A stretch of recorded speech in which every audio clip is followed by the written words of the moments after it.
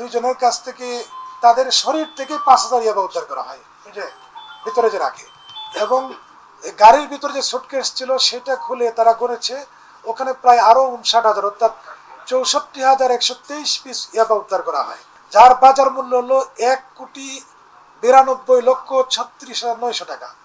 এবং তাদের কাছ থেকে তাদের গাড়িতেই আরো 4,55,055 টাকা উদ্ধার করা হয়।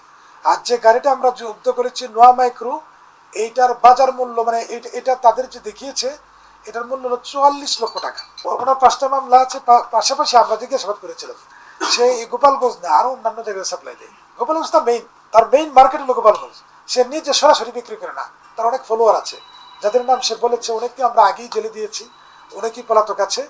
তো আমরা আশা করি তার দেয়া তথ্যের ভিত্তিতে বাকি যারা মাদক ওই যে বাহক বা খুচরা ব্যবসায়ী আছে ওদেরকে আমরা ধরতে পারবো। আর যারা খায় এদের সংখ্যাটা অনেক বেশি, ওদেরকে আমরা ধরবো। আর সমস্যাটা হলো মাদক সহ না ধরতে পারলে হয় না।